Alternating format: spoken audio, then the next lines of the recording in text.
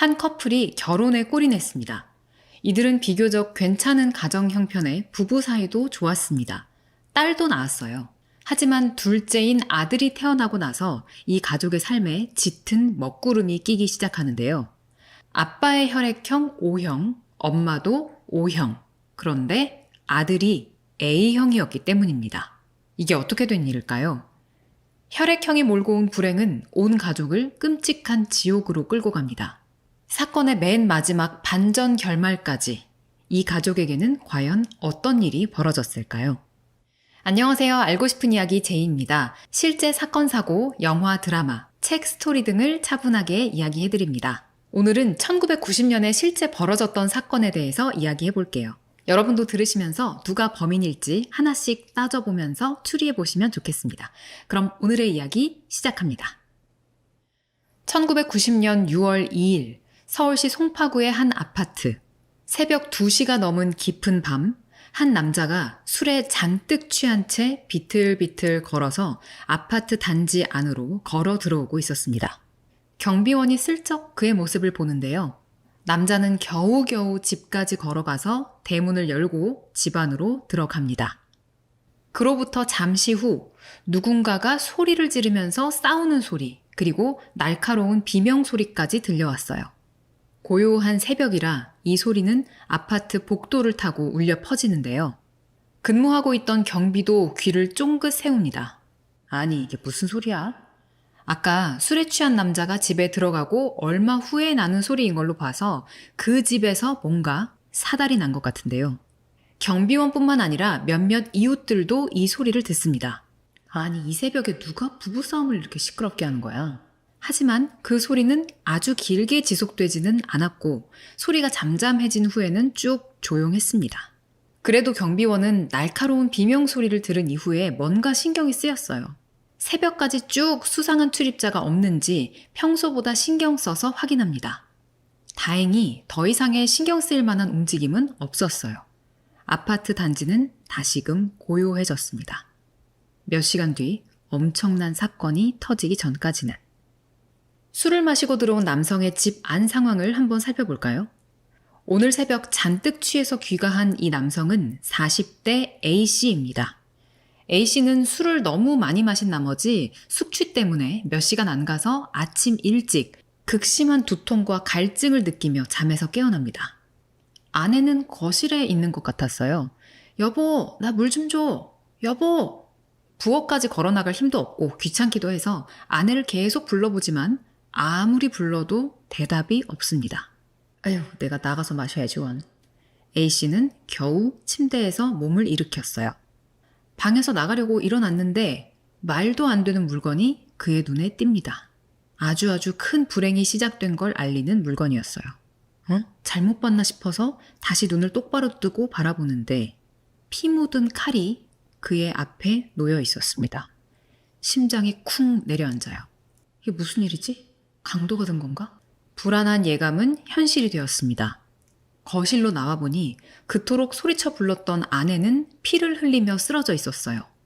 급하게 아이들 방으로 가보는데 딸 방에서는 11살 딸이, 아들 방에서는 9살 아들까지 모두 사망해 있었습니다. A씨는 깜짝 놀라서 잠과 술이 확 깨서 경찰에 신고를 합니다.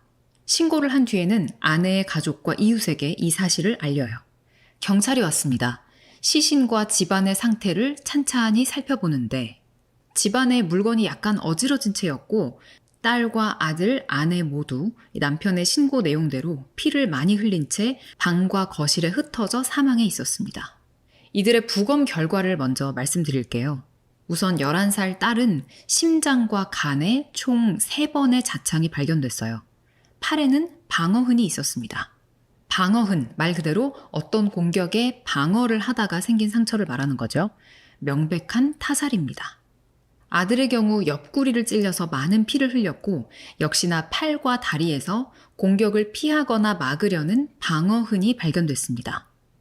유독 아들은 칼뿐만 아니라 또 다른 긴 물체를 사용해서 공격한 것으로 부검 결과 밝혀졌는데요. 나중에 이 물체가 젓가락인 것으로 알려졌습니다. 너무 끔찍하죠. 아들 역시 누군가로부터 심한 공격을 받은 겁니다. 역시 타살이 확실합니다. 그렇다면 39살 아내의 경우에는 어떨까요? 이 아내는 제가 찾아보니까 총 14군데라는 기사도 있고 25군데라는 자료도 있는데 어쨌든 아주 많은 자상이 발견됐습니다. 만약에 세 사람 다 누군가에 의해서 살해된 거라면 이 공격자는 아내한테 유독 큰 원한을 품은 사람인 걸까요? 하지만 아내의 시신에 남은 자창에는 뭔가 특이한 점이 있었습니다. 먼저 상처의 방향이 모두 동일해요. 그러니까 똑같은 방향으로 수십 번을 계속 찌른 겁니다. 앞서 딸과 아들의 경우만 보더라도 이 공격을 받으면서 움직이고 피하려던 흔적이 시신에 남아 있었잖아요. 이게 당연하고 자연스러운 모습이죠. 그런데 아내는 공격을 받고도 전혀 움직이지 않은 걸까요? 그렇지 않은 이상 이렇게 사실 똑같은 곳에 일정한 방향으로 계속 찔릴 수가 없는 거거든요. 방어흔 역시 없었습니다. 흉기로 공격받은 다른 많은 사건들의 예시를 보면 대부분 본능적으로 이렇게 손을 들어서 공격을 막는 게 일반적인데요. 그렇다면 이 아내는 공격을 받으면서 막지도 않고 움직이지도 않았다는 뜻이 되는데 이건 불가능에 가깝습니다. 방어흔 대신에 주저흔이 발견되는데 이 주저흔은 보통 자기 스스로 해할 때 나타납니다. 이 사건의 경우 남편을 제외한 다른 모든 가족이 세상을 떠났기 때문에 남편이 남아있는 유일한 목격자이자 생존자이자 증인이에요. 그런데 남편은 자신이 한 일이 아니라고 강력하게 주장하고 있기 때문에 이 사건의 진실을 바라보려면 시신에서 단서를 찾아야만 합니다. 따라서 아내의 시신에 난 상처들의 특징을 분석해 추측해보면 적어도 아내는 타살이 아니라 스스로 목숨을 끊은 것으로 보는 게 자연스럽다는 분석이 나왔습니다. 여러분은 어떻게 생각하시나요? 일단 이게 가능하다고 보시나요? 14군데 이상, 25군데 이하 이 정도의 많은 횟수로 자기 자신을 계속 찔러야 되는데 이게 정말 사람이 가능한 일일까요? 혹시 남편이 다 저질러 놓고 아내한테 덮어 씌우려는 건 아닐까요? 경찰은 맨 처음에는 강도가 든 것인가부터 확인했습니다. 일단 남편이 신고를 했고 본인이 죽인 게 아니라고 한다면 그럼 제3자가 침입해서 저지른 일이라는 얘기가 되는 거잖아요. 하지만 외부로부터 침입한 흔적이 전혀 발견되지 않았어요. 아까 경비원도 A씨가 집에 들어간 이후에 수상한 사람이 더 출입하지 않는지 보고 있었다고 했잖아요. 근데 그런 일은 없었단 말이에요. 집을 뒤진 흔적도 없었습니다. 만약에 강도라면 침입의 목적은 당연히 금품을 노린 걸 텐데 그걸 뒤져본 흔적이 없다는 거죠.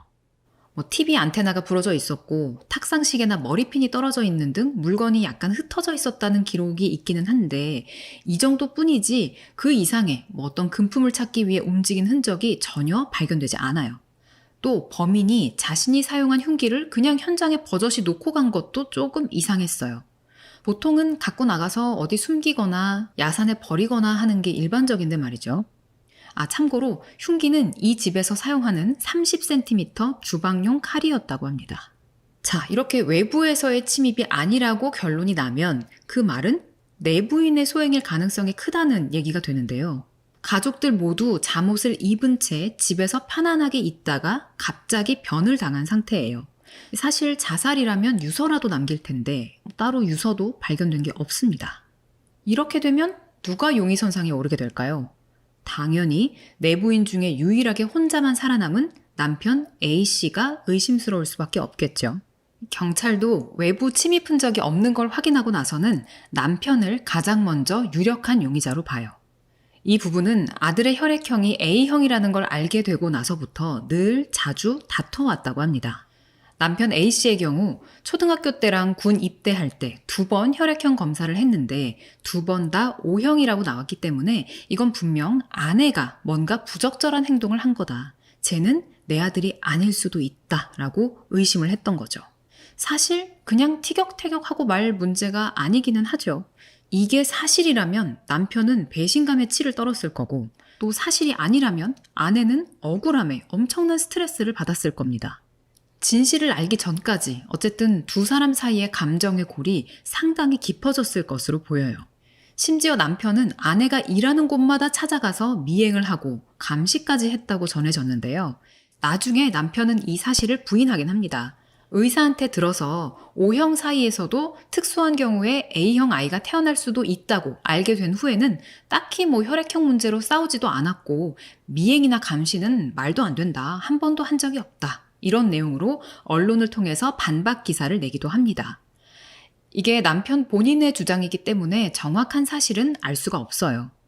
사건 당일 남편 A씨가 귀가하고 나서 큰 소리가 났다고 했기 때문에 아마 또 같은 일로 부부싸움을 했으리라고 추론하는 기사들이 많았습니다. 강도가 침입한 정도의 흔적은 아니지만 아까 말씀드렸다시피 집안이 조금 어지럽혀져 있었거든요. 이게 뭔가 몸싸움이 있었던 흔적이 아닐까 생각해 볼 수 있는 대목이고요. 그리고 무엇보다 앞에서 말한 건 다 추론이지만 정확한 팩트, 흉기가 남편 옆에서 발견됐잖아요. 모두 죽어 있고 사실 칼에 발이 달려서 스스로 움직일 리도 없는데 이게 남편 옆에 있었다는 건 남편을 의심하게 하는 큰 단서였어요. 남편의 손목시계에 피가 조금 묻어 있었다고도 하고요. 근데 사실 가장 이상한 건 사건이 나자마자 밖에 나가서 주변 사람들한테 아내가 자살했다라고 말한 지점이에요. 이거 너무 이상하지 않나요? 어떻게 바로 자살이다라고 확신을 할 수가 있었을까요? 수사기관에서 제대로 수사를 했다거나 부검을 했다거나 하기도 전인데 말이에요. 보통은 내가 자다가 나와봤는데 가족들이 다 사망해 있다. 한 사람도 아니고 모두 다. 그러면 당연히 누군가한테 공격을 받았구나, 강도가 들었구나 뭐 이런 식으로 생각을 하지 어떻게 바로 아내 스스로 그렇게 한 거다라는 말이 나올 수 있었을까요? 수많은 다른 사건에서 보면 보통 자기 자신이 이렇게 일을 저질러 놓고 이걸 감추기 위해서 이런 행동을 하는데요. 그래서 바로 이 점이 아주 수상해 보이는 겁니다. 게다가 아무리 술에 취했어도 집 밖에 있는 경비원도 들었고 이웃도 들었다는 그 날카로운 비명소리에 세 사람이나 죽는 동안 아무 소리도 못 듣고 그냥 계속 잤다? 그 시간에 저는 자고 있어가지고요. 아무것도 못 들었고 아무것도 못 봐서 아무것도 모릅니다. 이것도 사실 공교롭게도 범인들이 자주 하는 변명이거든요. 심지어 이 난리통에 아파트 밖에서 태연하게 담배를 피우는 모습을 본 목격담까지 나왔다고 하니까 남편을 의심 안 할 수가 없었던 거예요. 그런데 이런 점들에도 불구하고 결국에는 남편 A씨에 대한 특별한 혐의점 혹은 A씨가 가족을 살해했다는 결정적인 증거는 찾지 못합니다. 그는 용의선상에서 제외돼요. 오히려 수사를 거듭할수록 그가 범인일 수 없다는 증거들이 계속 발견되는데요. A씨는 그날 늦은 새벽 아주 취한 상태로 아내의 도움을 받아서 겉옷도 겨우 벗고 양말도 아내가 벗겨줘서 그냥 그 상태로 뻗어버렸었다고 합니다. 그날 남편이 입고 있었던 셔츠와 바지가 모두 흰색이었는데 거기에 피 한 방울조차 묻지 않았었대요. 또 손을 씻어보게 했더니 시꺼먼 물이 나왔다고 합니다. 술에 취한 채로 집까지 오는 동안에 몸을 제대로 못 감아서 여기저기 벽이나 바닥을 짚느라 더러워진 걸로 보였어요. 세 사람이나 흉기로 해쳤다면 그동안에 손에 분명히 많은 피가 묻었을 텐데 손 한 번을 안 씻었다? 근데 그러고도 옷과 손에 피 한 방울이 묻지 않았다? 이건 불가능하다라고 본 거죠. 오히려 조사를 하면 할수록 아내가 저지른 짓이라고 볼 수 있는 증거들이 자꾸 나와요. 우선 흉기에서 발견된 지문, 그리고 아들, 딸의 방문 손잡이에서 발견된 피 묻은 지문, 이게 다 아내의 것이었어요. 집 여기저기에 흘려져 있던 핏방울도, 아이들 방바닥의 족적도 역시나 아내의 것이었고요. 심지어 아들의 손에서 피와 함께 굳어있는 머리카락이 하나 발견됐는데 이것도 아내의 것이었습니다. 아마 아들을 해치는 과정에서 몸싸움이 있었던 흔적으로 보여요. 자기는 결백한데 늘 부정을 저지른 게 아니냐 의심받았던 아내는 이렇게 딸을 죽이고 또 불화의 원인이 되었던 아들은 더 잔인하게 죽이고 마지막에는 자기 자신마저 찔러서 남편이 만취한 사이 같은 집에서 보란 듯이 세상을 떠나버렸다라는 얘기가 되는 겁니다. 대체 얼마나 큰 스트레스가, 얼마나 깊은 원한이 있어야 가능한 일일까요? 그런데 정말 이상한 사실이 하나 남아있죠. 도대체 흉기는 어떻게 남편 옆에 있었던 걸까? 이게 이 사건에서 가장 좀 그로테스크하고 약간 소름 끼치는 부분인데요. 전문가의 말에 따르면 아내는 심장이나 이런 치명적인 장기가 아니라 간의 손상을 입은 것이기 때문에 비교적 천천히 사망했을 거라고 합니다. 그렇게 칼로 자기 자신을 수십 번 찌르고 그 고통 속에 죽어가면서도 남편 옆으로 걸어가서 칼을 두고 다시 거실로 걸어와서 쓰러졌다는 거예요. 이게 어떻게 가능했냐라는 질문은 차치하고라도 도대체 왜? 원한이 깊고 스트레스가 극심했다 한들 그렇게 세상을 떠나가면서 마지막으로 의도한 목적이 도대체 무엇이었을까 하는 거예요. 남편한테 죄를 뒤집어 씌우고 싶어서 그랬을까요? 오로지 그 목적 하나만으로 이렇게 독하게 사랑하는 자식도 자기 손으로 끔찍하게 죽이고 자기 자신도 그 극심한 고통을 독하게 이겨내면서 이렇게까지 했던 걸까요? 그만큼 억울하고 자신의 결백을 증명해 보이고 싶었다라고 이해를 해야 하는 건지. 근데 보통 이런 경우에 차라리 남편을 찌르거나 아니면 알고 보니까 정말로 아내가 부정한 일을 저질렀다 하거나 이번 사건의 경우 둘 다 아니었습니다. 그렇다면 이 시점에서 엄마도 결백하고 아빠도 O형이 맞다면 아들이 어떻게 A형이 나올 수 있었던 걸까요? 우리가 과학 시간에 배우기로는 단순하게 O형과 O형이 결합하면 O형밖에 나올 수 없다라고 배우지만 특수한 경우 A형도 나올 수 있다고 합니다. 하지만 더 놀라운 건 이 경우는 그 특수한 경우도 아니었어요. 그냥 혈액형 검사가 잘못됐던 거였습니다. 아내가 혈액형을 잘못 알았던 걸까요? 아들의 혈액형이 잘못된 걸까요? 아니요. 그토록 확신하던 남편의 혈액형이 2번이나 잘못 나온 거였습니다. 참 소름 끼치고 허무하죠.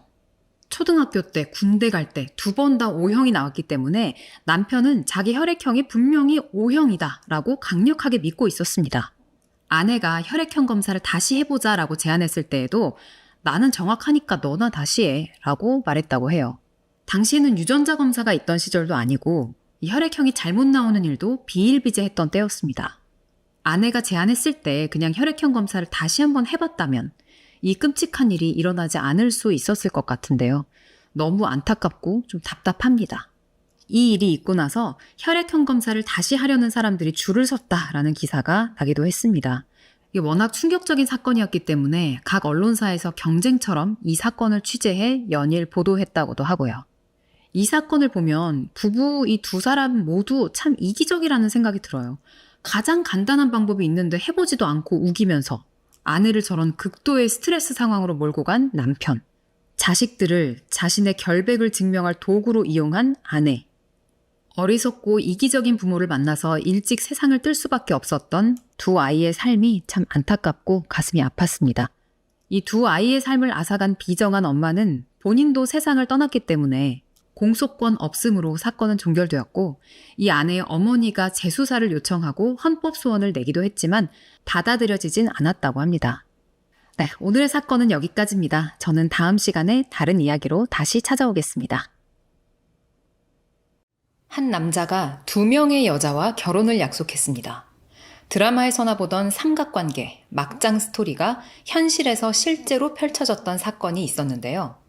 보통 이런 이야기의 장르는 로맨스나 드라마겠지만 이 사건은 스릴러가 되고 말았습니다. 그 끔찍했던 사건 속으로 들어가 보겠습니다.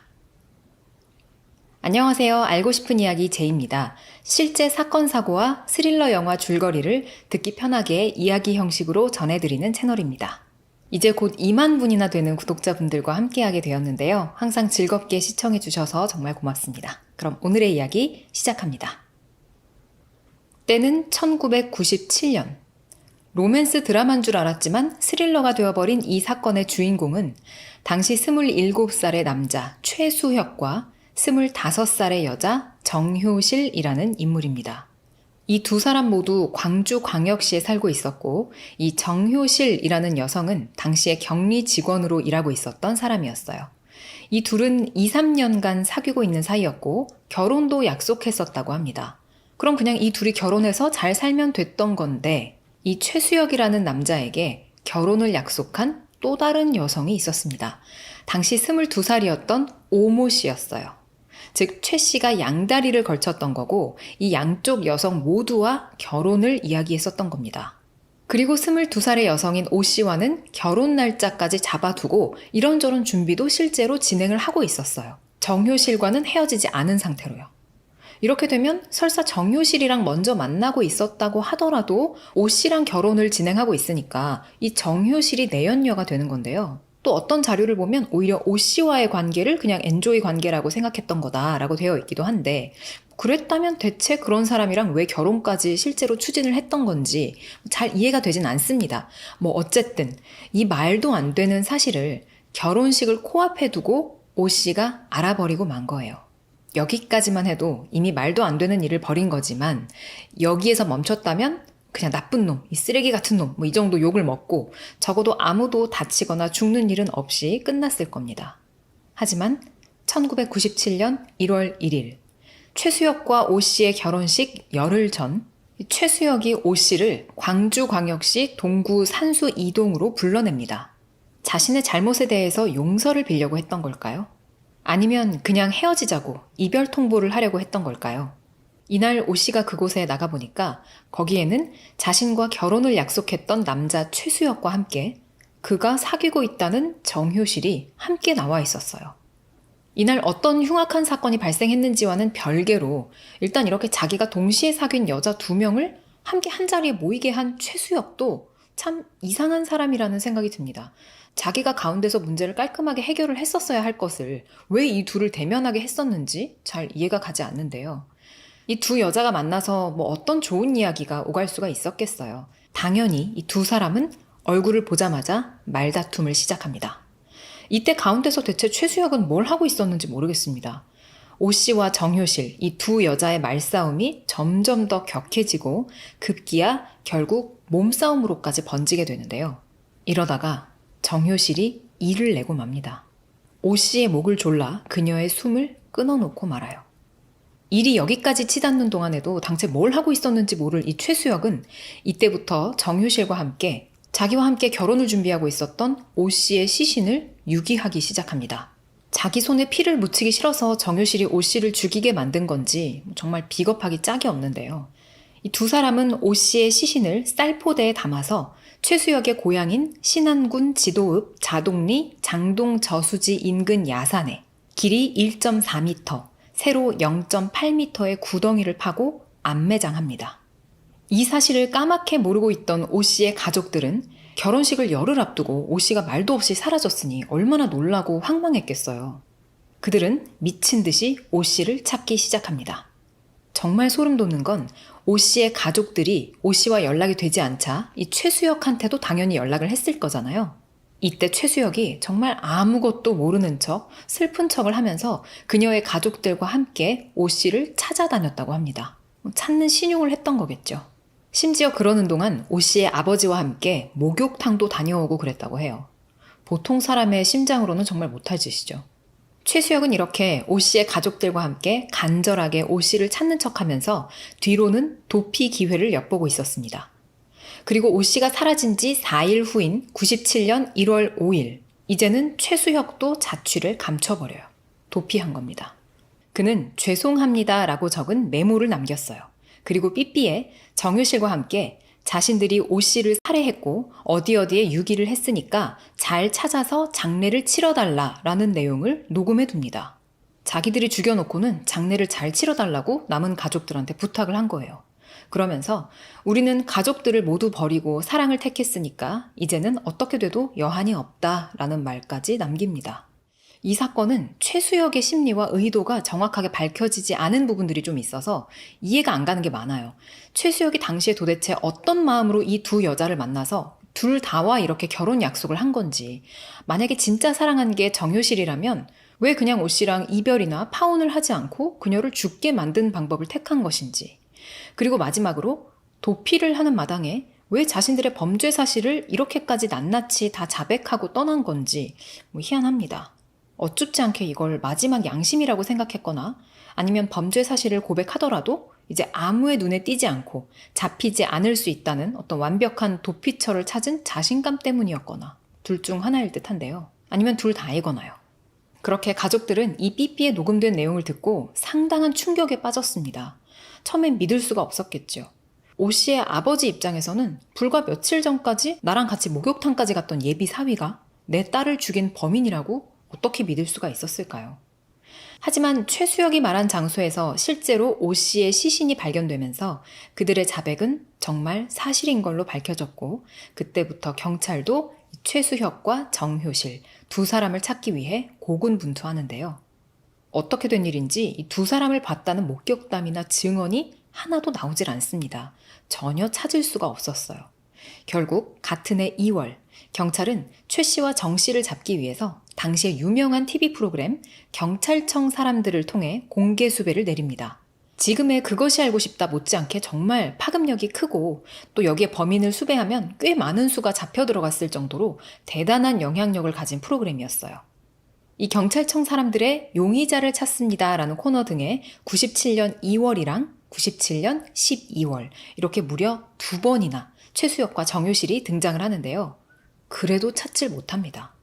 그리고 이듬해 98년 3월에는 사건 25시라는 프로그램에서도 이들 사건을 소개하는데, 이렇게 공중파의 영향력이 큰 TV 프로에 나와도 아무런 수확이 없었어요. 이들의 행방에 대해서 안다는 사람, 목격했다는 사람, 아무런 제보도 들어오질 않았는데요. 왜였을까요? 당시 최수혁과 정효실은 이 메모와 삐삐 녹음을 남기고는 일단 부산으로 도주했어요. 최수혁이 오 씨와 결혼하려고 모아놨던 결혼 자금과 주변 지인들한테 빌린 돈 1,300만 원을 가지고 친척의 차를 빌려 타고 남해 고속도로를 타고 도주했다고 합니다. 아마 자신들의 범죄를 이미 다 말해버린 상태이기 때문에 국내에 계속 머무를 생각은 아니었었던 것 같긴 한데, 그래서 이 부산에서 어떤 수를 써서라도 바로 해외로 도피하려고 하지 않았을까 싶었지만, 이들은 어떤 이유에선지 그 다음에는 부산에서 서울로 거처를 옮깁니다. 한양대학교 근처에 자취방을 얻어서 잠시 생활했다고 해요. 제가 얼마 전에 줄거리 소개해드렸던 영화 타겟 기억하시나요? 범인이 대학가 인근의 방을 얻어 살면서 자기를 그 대학교 학생이라고 집주인한테 얘기를 했었잖아요. 그래서 집주인도 당연히 그 주변에는 이제 대학생들이 많으니까 범인을 대학생으로 알고 있었고요. 아마 최수혁과 정효실 이 두 사람도 당시 20대였기 때문에 겉으로 봤을 때는 그냥 대학생으로 보였을 테니까 모르는 사람들 사이에서는 크게 눈에 띄거나 의심을 받진 않았을 것 같습니다. 하지만 이미 전국적으로 공개 수배가 내려졌으니 국내에서 길게 머무르기는 어려웠겠죠. 이들은 브로커를 통해서 500만 원의 위조 여권을 삽니다. 최수혁은 김성민, 정효실은 김현미라는 이름으로 각각 바꾸고 미국으로 도망쳐요. 이래서 국내에서 더 이상 아무런 목격담이나 제보가 나오질 않았던 겁니다. 그런데 이 두 사람이 같이 붙어서 나가면 또 딱 알아보는 사람이 있을 수도 있잖아요. 그래서 이 둘이 어떻게 하냐면 97년 11월에는 최수혁이 먼저 출국을 하고 그 2달 후인 98년 1월에 정효실이 뒤따라갑니다. 근데 아까 두 사람이 공개 수배되면서 방송을 탄 게 총 3번이라고 했잖아요. 각각 97년 2월이랑 12월, 그리고 98년 3월이라고 했었죠. 최수혁이 나간 97년 11월에는 방송을 한 번 탄 후고, 정효실이 출국한 98년 1월에는 이들의 얼굴이 공중파 방송에 2번이나 나간 후였어요. 심지어 정효실이 출국한 98년 1월에는 불과 그 한 달 전인 97년 12월에 방송을 탔던 그 직후였고요. 수많은 사람들이 왔다 갔다 하는 공항에서 이들을 알아본 사람이 아무도 없었다니까 조금 놀라운데요. 그만큼 또 이 두 사람이 굉장히 영악하게 조심을 했겠죠. 위조 여권도 못 잡아내고 범인도 놓치고 조금 아쉬운 시점이었습니다. 그렇게 이들은 걸리지 않고 무사히 미국으로 건너가서 LA 인근의 롱비치라는 곳에서 도피 생활을 시작합니다. 그들이 거주했던 곳이 치안이 썩 좋지는 않았던 곳이었다고 해요. 아무리 1,300만 원을 갖고 있었어도 사실 이미 500만 원은 여권을 사는데 썼고, 또 그 외에 미국으로 오는 비행기 표며 도피 과정에서 또 많은 돈을 썼을 겁니다. 또 앞으로 안정적인 수익을 얻을 뾰족한 수도 당시에 없었기 때문에 선택지가 별로 없었겠죠. 또 한국에서 범죄를 저지르고 도망와서 사는 입장이었기 때문에 한국인이 별로 없는 곳이 차라리 이들 입장에서는 낫기도 했을 거고요. 이 둘이 이민을 오려고 착실하게 준비를 한 것도 아니었거니와 공부나 사업을 하러 온 것도 아니었기 때문에 어떻게 살았을지는 예상이 가능하죠.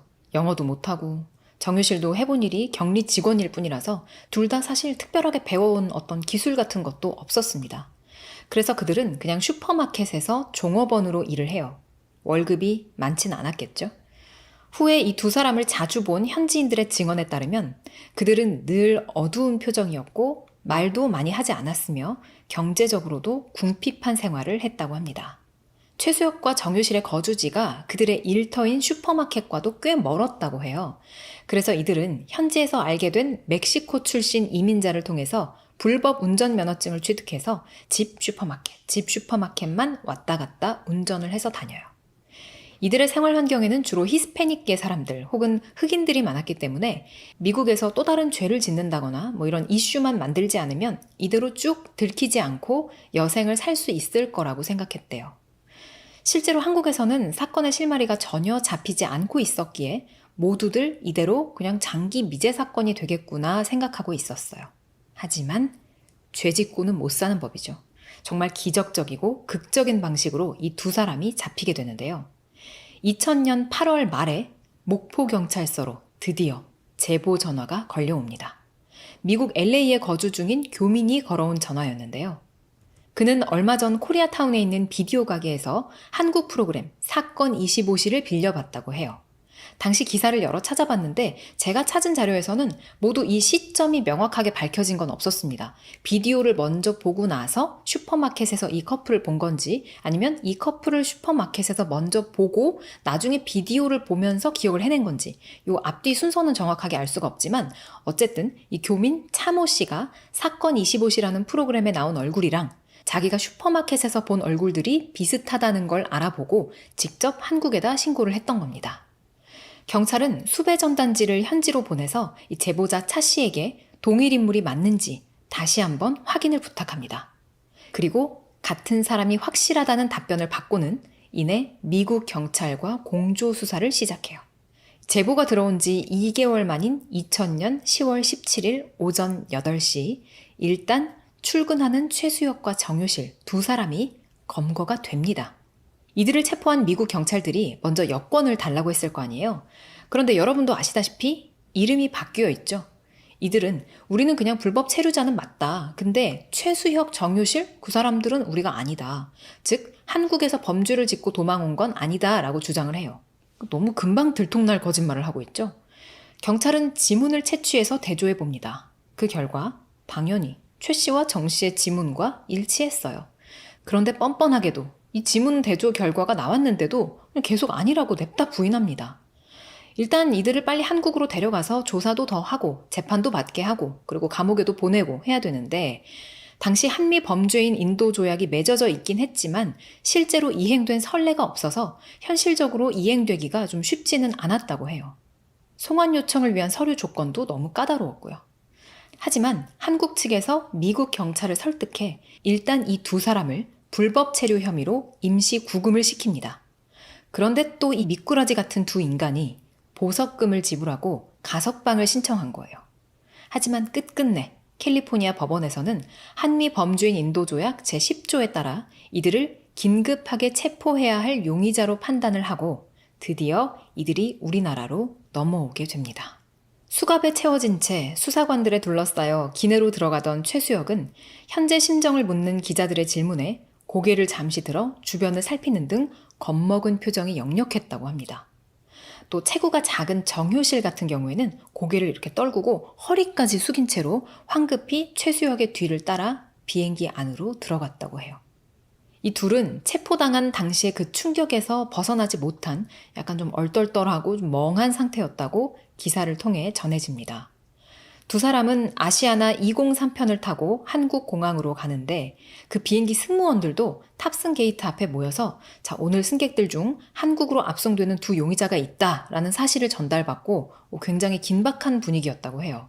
또 같은 비행기를 타는 탑승객들도 이 소식을 듣고서는 취재진한테 이게 어떻게 된 거냐라고 막 물어보고 굉장히 좀 어수선했다고 합니다.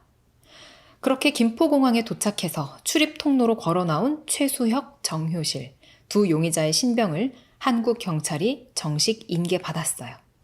이들은 목포경찰서에 바로 인계돼 구속이 됐고 후에 재판을 받게 되는데요.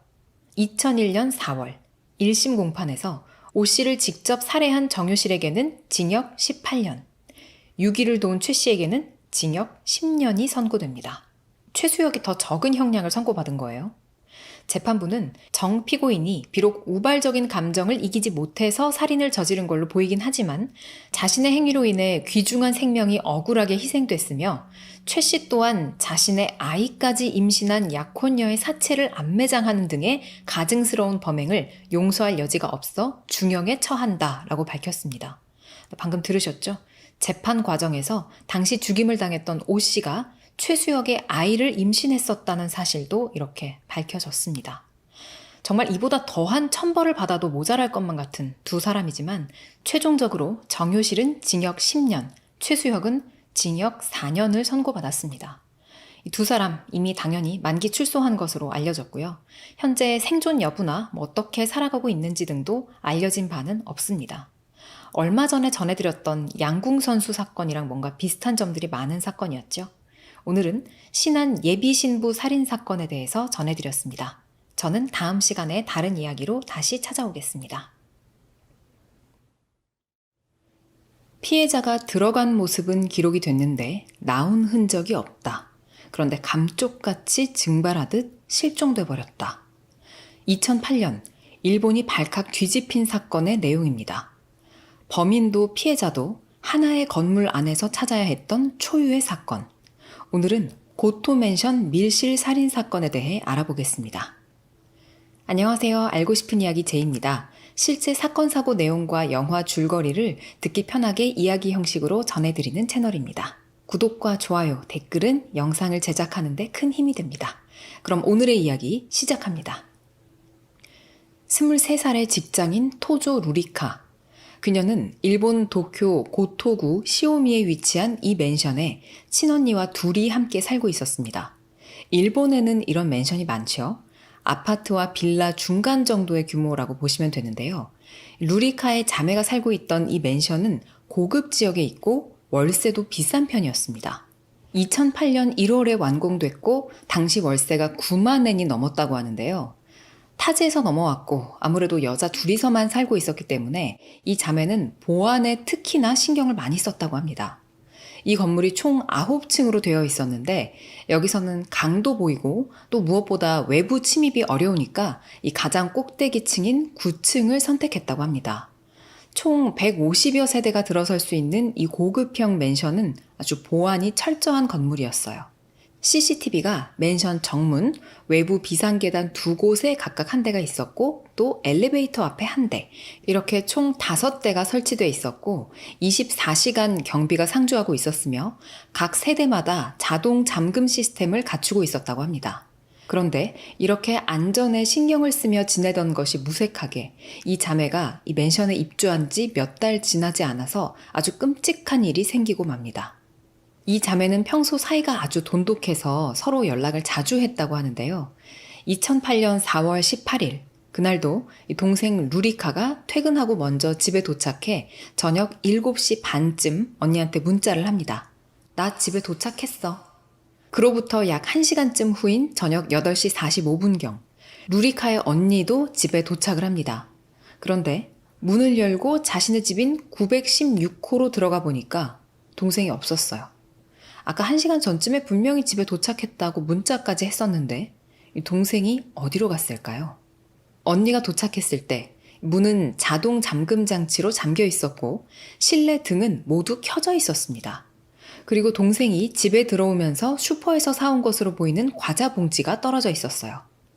언니는 동생의 이름을 부르며 집안 여기저기를 뒤져봅니다. 동생의 귀걸이도 눈에 띄었는데요. 하나는 현관에, 하나는 외부 복도에 떨어져 있었습니다. 불안함이 엄습해오는 루리카의 언니. 점점 다급하게 동생에게 계속 전화도 해보고 문자도 남겨가면서 집 안팎으로 루리카를 찾아봅니다. 나를 놀래켜주려고 숨어있나? 언니는 이렇게 생각하면서 심지어 옷장 안과 세탁기까지 들여다봅니다. 이번엔 누구랑 통화하느라 밖에 나가 있나 싶어서 다시 엘리베이터를 타고 1층까지 내려가서 동생을 찾아봤지만 역시나 그녀의 모습은 보이지 않았습니다. 그래도 곧 오겠지 싶어 동생을 기다리면서 냉장고에서 음료를 꺼내 TV를 보며 마시고 있었지만 TV 내용이 머리에 들어오질 않더래요. 아무래도 언니의 촉으로 동생한테 무슨 일이 생긴 것만 같았습니다. 점점 불길한 예감이 드는데 루리카의 언니는 집에 도착한 지 30분 만에 경찰에 동생이 사라졌다는 신고 전화를 겁니다.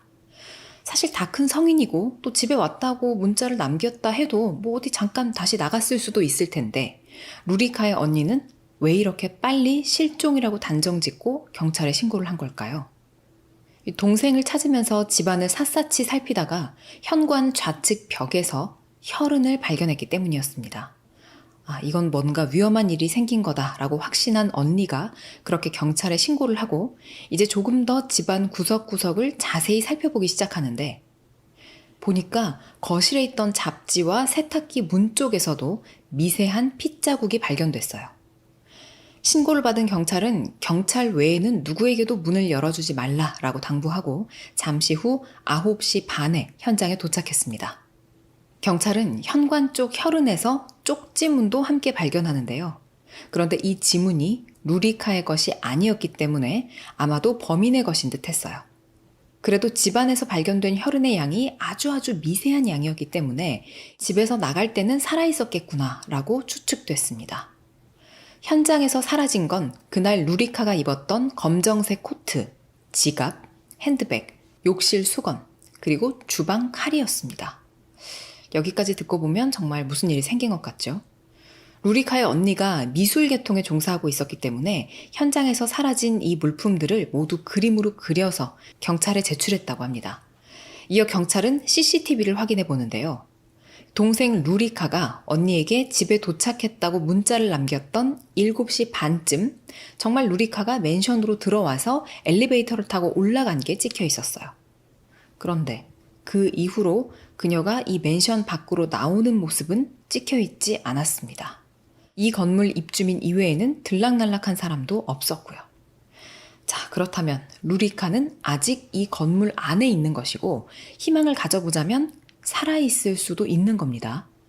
피해자도 가해자도 이 건물 안에 있을 확률이 매우 높기 때문에 사실 이때까지만 해도 금방 찾을 수 있겠구나 싶었다고 해요. 게다가 이 맨션에 공실이 많았습니다. 한 3분의 1 정도가 비어 있었기 때문에 실제로 사람이 거주하고 있는 세대만 빠르게 조사해보면 되는 일이었어요. 경찰은 먼저 918호의 문을 두드립니다.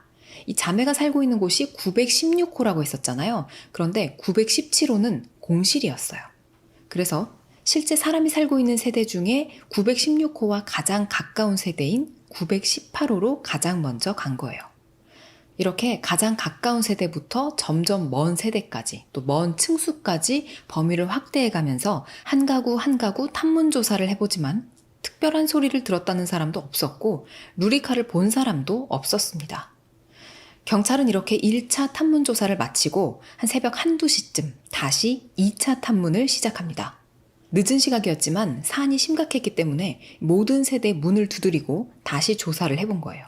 하지만 이번에도 수확은 없었습니다.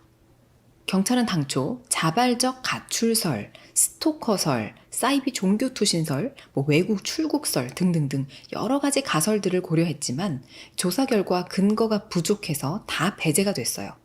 그나마 지금으로서 가장 유력한 것 중에 하나는 먼저 CCTV 사각지대를 통해 이 맨션을 빠져나갔을 것이다. 자발적으로 그렇게 나갔다기보다는 그런 식으로 끌려 나갔을 것이다. 납치를 당했다 하는 쪽에 더 무게가 실렸습니다. 그런데 이 건물의 CCTV 사각지대는 건물 양측의 비상계단 구역 딱 2곳이 전부였습니다. 근데 이 사각지대는 너무너무 비좁아요. 또 한쪽은 외부 계단 출구 쪽이고 다른 하나는 이 외부 계단 중간쯤에서 자전거 주차구역으로 점프해서 뛰어내려야 했어요. 실행 가능성이 너무 낮아 보이죠? 만약에 그래도 이렇게 나간 게 맞다면 이 방법으로 루리카를 납치한 범인은 아주 계획적이고 전문적이며 치밀한 사람, 그리고 이런 식의 범죄를 여러 번 해본 사람일 것으로 예상됐습니다. 그런데 이 첫 번째 가설보다 훨씬 더 유력한 건 루리카가 여전히 이 맨션 안에 있을 것이다 하는 거였어요. 어딘가에 갇혀 있거나 최악의 경우 죽임을 당한 채 은닉돼 있는 거죠. 이 두 번째 가설에 무게가 실렸다면 이제 방법은 하나입니다. 이 맨션을 1층부터 9층까지 이잡듯이 뒤지는 것. 경찰은 이 맨션을 전면 봉쇄합니다. 맨션 정문과 비상계단 쪽에 경찰을 상주시키고 맨션 관계자 외에는 아무도 출입할 수 없게 해요. 심지어 입주자조차도 경찰한테 자기 집 호수랑 이름을 확인받은 후에야 출입할 수 있었다고 합니다. 또 전 세대의 자동 잠금 장치도 해제하도록 해요. 이렇게 건물 하나를 통째로 통제하고 대대적인 수사를 벌이지만 특별한 소득은 없었습니다. 심지어 경찰견까지 데려와서 냄새를 맡게 하고 이 건물에서 배출된 쓰레기들까지 다 뜯어서 조사를 하는데 그래도 딱히 발견된 게 없었어요. 건물 안에서 20대 여성이 감쪽같이 사라졌다는 소식이 전해지자 언론에서도 이 사건을 주목하기 시작합니다. 안 그래도 이 맨션을 온통 경찰들이 지키고 있었는데 이제는 또 온갖 언론사에서 기자와 카메라맨들까지 다 나와 이 앞에 진을 치고 있기 시작합니다. 그러면서 왔다 갔다 하는 주민들한테 말을 걸며 계속 인터뷰를 해요. 이게 불과 사건 발생 하루 지난 4월 19일부터입니다. 이때부터는 이제 공개 수사로 전환이 된 셈이죠. 주민들은 자기가 사는 건물에서 이런 사건이 발생했으니까 일단 사라진 루리카 씨가 걱정이 되면서도 일상생활을 하는 데 있어서는 너무나 큰 불편을 겪고 있었습니다. 당시 주민 중 한 사람의 인터뷰 영상을 보실까요?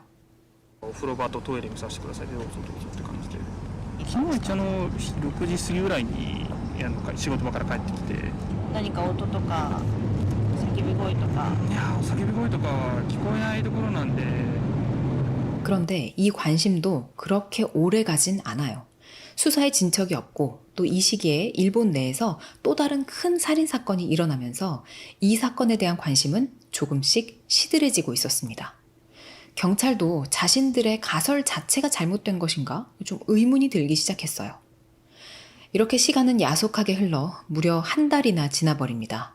그 사이에도 범인이 잡히지 않은 거예요.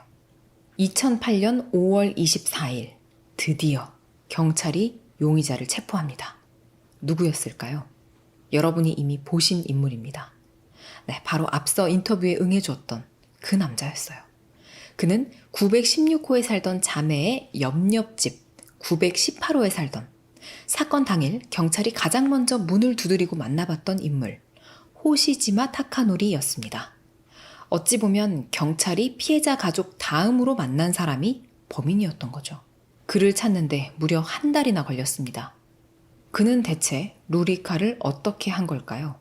얼마나 치밀하게 처리를 했으면 경찰이 건물을 봉쇄하고 매일같이 지키고 있었는데도 걸리지 않았던 걸까요?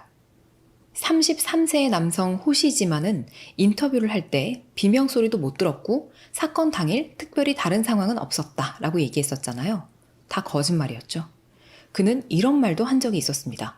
기자가 옆집에 살던 실종자 자매를 알고 계셨나요? 라고 묻자 자매였던 것도 오늘 알았습니다. 라고 하거든요. 이 역시 거짓말이었어요. 호시지마는 사실 916호에 젊은 여성들이 이사 오는 걸 눈여겨보고 있었습니다. 그는 나이가 33이었지만 여자를 사귀어 본 적이 한 번도 없었어요. 멀쩡한 회사에 다니고 있고 또 이런 괜찮은 맨션에 살고 있어서 겉으로 보기에는 평범해 보였을지 모르지만 그가 어떤 생각으로 살고 있는지 또 어떤 판타지를 갖고 있었는지 들여다보면 결코 평범한 남자는 아니었습니다. 그는 여성에 대한 아주 왜곡된 성적 판타지를 갖고 있었어요. 자기 입맛대로 길들여서 자기 마음대로 어떻게 할 수 있는 그런 상태로 만들고자 했다고 합니다. 이게 현실에선 될 리가 없잖아요. 그래서 이런 욕구를 애니메이션으로 푼 것 같아요. 호시지마는 애니메이션 속 여성 캐릭터에 집착했다고 합니다. 또 자기가 직접 그리기도 했대요. 이걸로 인터넷상에서 꽤 활발히 활동을 한 듯한데요. 그런데 그가 그린 캐릭터들도 사실 결코 평범하지가 않습니다. 굉장히 변태 성향을 갖고 있었던 것 같아요. 이런 망상이 머릿속에서 커지다가 결국 현실에서 실행을 해보기로 한 거죠.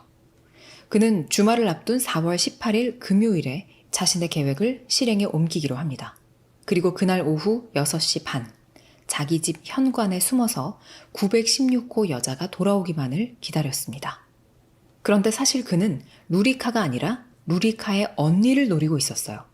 그렇게 기다리다가 916호에 누군가 도착해서 열쇠를 넣는 기척이 나니까 얼른 뛰어나와 피해자를 막 밀면서 집 안으로 들어갔는데 보니까 루리카의 언니가 아니라 루리카였던 거죠. 근데 이미 일은 저질렀으니까 범행은 계속합니다. 아까 수건이랑 주방용 칼이 없어졌다고 했었죠? 그 수건으로 피해자의 눈을 가리고 손을 묶은 후에 주방용 칼로 위협해 자기 집으로 데리고 간 겁니다. 바로 옆집이니까 누군가의 눈에 띄지 않고 금방 옮겨갈 수가 있었겠죠. 그는 루리카를 집으로 데려다 놓고 자신이 생각하던 대로 몹쓸 짓을 하려고 하는데 뭔가 처음 저지르는 범행을 하고 있어서 긴장도가 확 높아져서인지 자기 몸이, 자기 신체가 뜻대로 되질 않아요. 그래서 나름대로 막 이런저런 야한 영상도 찾아보고 하면서 자기 신체를 이렇게 준비시키려고 하는데 이러는 동안 루리카의 언니가 집에 도착해서 동생을 찾다가 신고를 했고 경찰이 이 맨션에 도착했던 겁니다. 바로 옆집이다 보니까 경찰이 복도에서 왔다 갔다 하고 막 얘기하고 이런 소리가 다 들렸겠죠. 그리고 경찰이 가장 먼저 문을 두드린 집, 바로 그의 집 918호였잖아요. 저녁 10시 반쯤에 경찰이 그의 집으로 1차 탐문 조사를 왔을 때 그때까지만 해도 루리카는 살아있었습니다. 경찰이 와서 물었어요. 저기 옆집 916호에 혹시 무슨 일이 있었나요? 거기 살고 있던 여성 하나가 사라졌는데 혹시 보셨습니까? 그러자 자기 집에 지금 루리카를 데리고 있는 호시지만은 이렇게 대답합니다. 아니요, 저는 모릅니다. 정말 무섭네요. 그렇게 경찰이 왔다 가고 수사가 본격화되자 호시지만은 이대로 뒀다간 발각되겠구나 싶어서 밤 11시 루리카를 결국 흉기로 해하고 말아요. 그런 후에 여러 가지 도구로 이 시신을 토막낸 뒤에 몸의 각 부위들을 나누어 쓰레기 봉투와 상자 등에 담고 이걸 냉장고에 넣거나 택배 상자로 위장하고 침대 밑에 숨깁니다.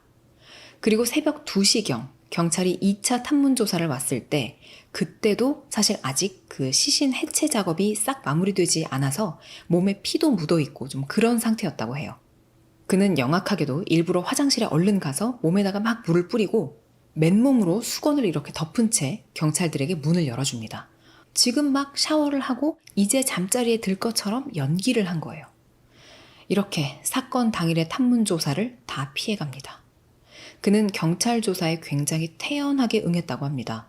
내부를 보자고 경찰이 얘기를 해도 전혀 당황하지 않고 어디부터 보시겠어요? 이런 식으로 나왔다고 해요. 경찰들은 그가 지금 연기하고 있다는 사실은 모르니까 언뜻 보기에 굉장히 조사에 협조적인 것처럼 느껴졌겠죠. 그래서 특히나 더 특별히 그에게 주목하지 못했던 것일 수도 있습니다. 호시지만은 언론까지 이 사건을 주목하자 루리카를 정말 조심해서 잘 처리해야겠다고 생각해요. 이렇게 정신을 바짝 차리고 시신 처리를 계획하고 있었으면서도 언론 인터뷰에서는 또 짐짓 태연하게 응합니다. 그런데 너무 태연한 나머지 좀 이상한 모습도 보이거든요. 인터뷰에 응하는 호시지마의 표정을 한번 보시겠어요? 牛島容疑者はこんな習慣があることを口にしていた。僕疑ってるのかもしれないですけども疑われたのとちょっとあるかもしれないですけども、やっぱり 그냥 미소 정도까지만 지었다면 그냥 웃상인 사람인가 싶었을 수도 있고 긴장해서 그런가 습관인가 이렇게 생각할 수도 있었겠지만 흐흐 히히 막 이러면서 소리를 내 중간중간 웃습니다. 그가 범인이라는 사실을 알고 보면 굉장히 소름 끼치죠. 그는 맨션 1층에서 루리카의 아버지를 마주쳤을 때에도 큰일이네요. 따님을 빨리 찾으셔야 할 텐데 이렇게 말을 건네기도 하고 심지어 경찰한테 먼저 말을 걸기도 했어요. 사건 수사는 어떻게 돼가고 있나요? 범인이 아파트 안에 있는 건가요? 이러면서. 보통의 정신을 가진 인간은 정말 아닌 것 같죠. 이 큰일을 저질러 놓고도 또 의심받을까봐 출근은 꼬박꼬박 잘했대요. 그런데 출근길에 보니까 경찰이 맨션을 지키고 서서 지나다니는 사람들 가방 검사를 하는데 시신을 담을 만한 큰 가방이 아니면 작은 가방들까지는 일일이 검사를 하지 않는 거예요. 그래서 이거다 싶었던 호시지만은 루리카의 시신을 작게 나누어서 변기를 통해 하수구에 흘려보내거나 자신의 출근 가방에 담아서 매일 조금씩 내다 버립니다. 심지어 루리카의 옷과 소지품들까지 잘게 잘라서 변기에 처리해요. 그렇게 보름 가까이 낮에는 회사에 출근해서 일을 하고 밤에는 잘게 자르는 작업을 하는 걸 반복한 결과 그의 집에서 루리카의 흔적이 완전히 사라집니다. 이 점이 상당히 안타까운 지점인데요. 그가 범행 흔적을 없애는데 보름이나 걸렸어요. 그러면 그 사이에 경찰이 조금 더 샅샅이 수색을 해봤으면 좋았을 텐데 하는 아쉬움이 남습니다. 사실상 이 건물 안에 범인과 피해자가 둘 다 있다는 가정을 세웠었고 그 중에 3분의 1이 공실이었다면 사람이 살고 있는 세대만 완벽하게 뒤져봤어도 루리카의 흔적을 더 빨리 찾을 수 있었을 겁니다. 그런데 중간에 호시지마가 아직 시신을 완벽하게 처리하지 못하고 상자나 막 이런 데 담아놨을 때 경찰이 수색하러 그의 집에 온 적이 있었습니다. 그의 집안 곳곳에 상자가 굉장히 많이 쌓여 있었는데 호시지마가 게임 관련 회사에 근무를 하다 보니 온통 이 대부분의 상자에 컴퓨터 부품이나 게임 CD, 게임기 이런 것들이 들어있었다고 해요. 근데 루리카의 신체 일부가 든 상자를 그 사이에 교묘하게 섞어놓고 다른 상자들만 먼저 열어서 몇 개 보여준 거죠. 그러면서 아주 대담하게 시신이 들어있던 상자를 가리키면서 저것도 한번 확인해 보실래요? 이렇게 먼저 얘기했다고 합니다. 그런데 경찰이 안 본 거죠.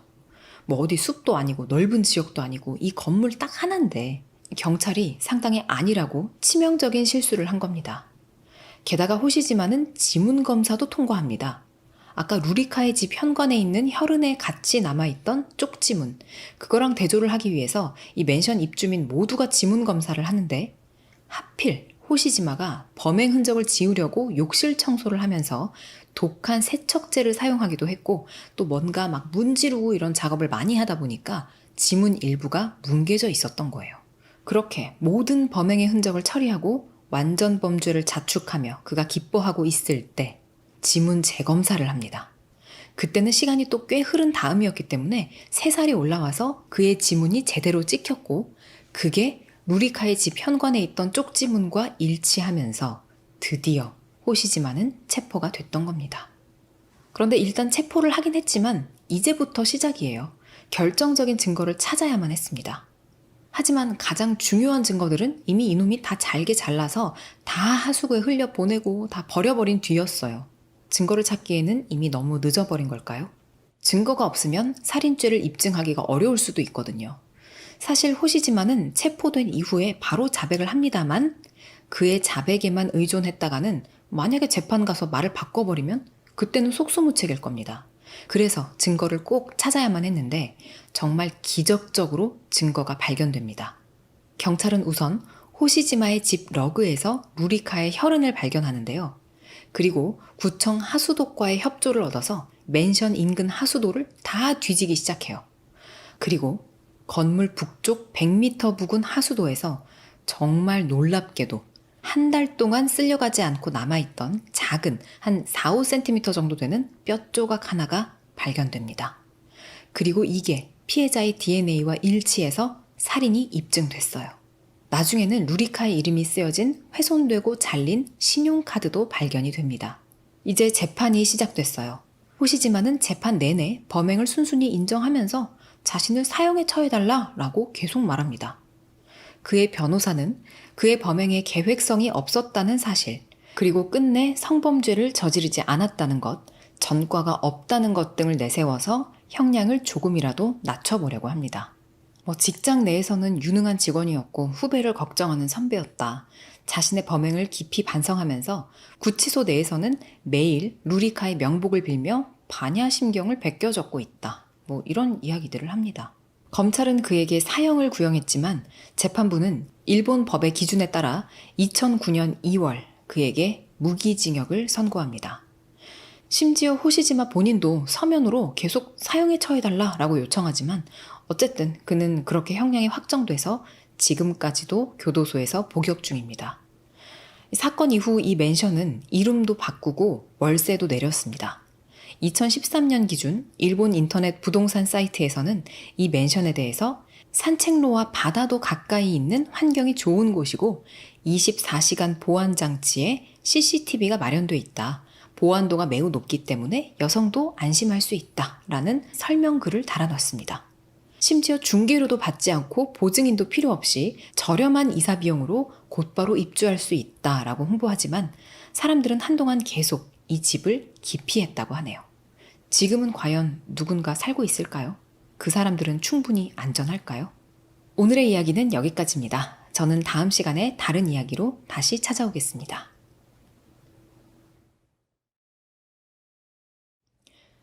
(1983년 4월 26일) 오전 7시 50분 서울시 중구의 한 병원에 입원해 있던 30대 남성이 갑자기 고통을 호소하면서 호흡곤란 증세를 보이기 시작합니다. 의료진이 그를 중환자실로 급하게 옮기지만 결국 사망하고 마는데요. 병원에 있던 사람이 사망한 건 사실상 있을 수도 있는 일이 아닌가 하실 수도 있는데요.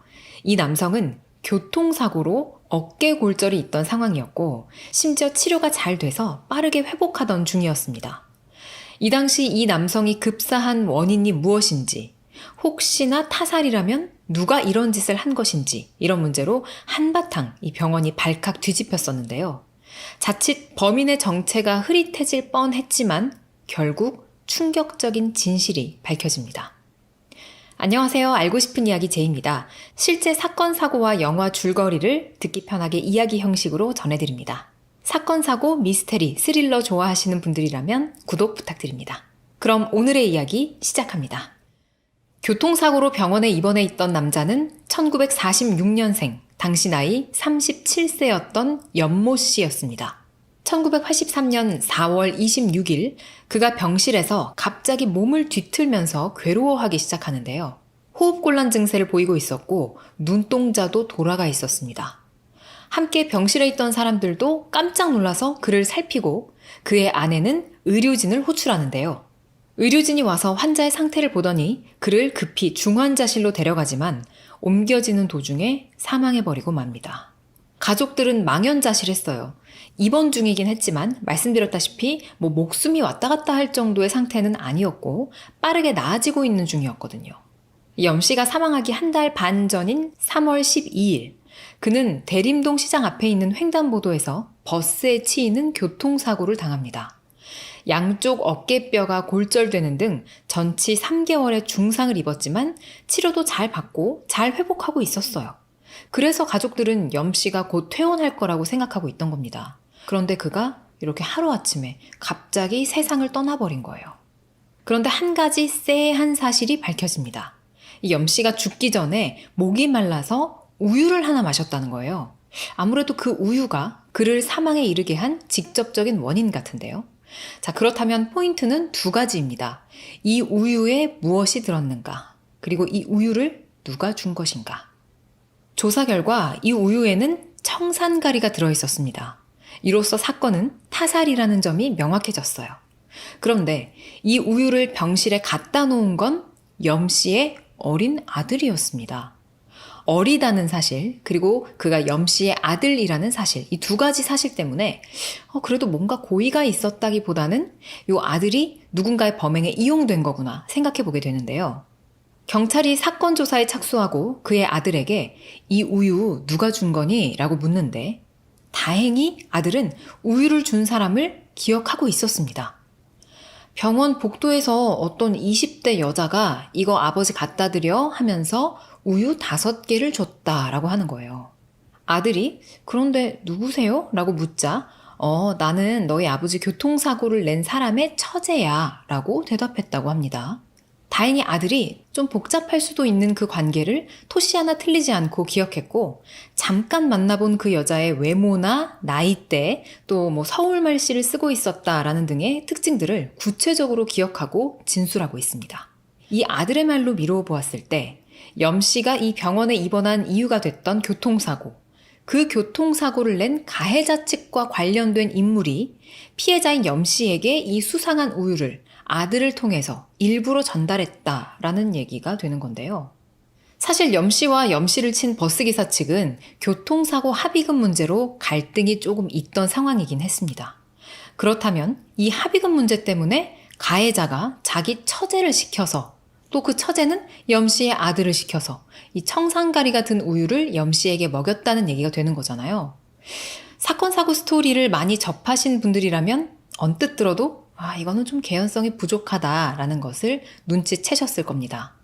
어떤 범인이 그렇게 보는 눈이 많은 곳에서 대놓고 범행을 하겠으며 피해자가 될 사람의 최측근에게 그게 아무리 어린 아들일지라도 그렇게 자세하게 자기 정체를 알려주겠어요. 하지만 반드시 확인이 필요한 과정이었기에 경찰은 그 처제라는 사람을 찾아가서 조사를 합니다. 그러나 그녀에게 굳이 염 씨를 살해할 만한 혐의점이 발견되지 않았고 심지어 알리바이도 있었어요. 자, 그러면 이거는 도대체 누구의 짓인 걸까요?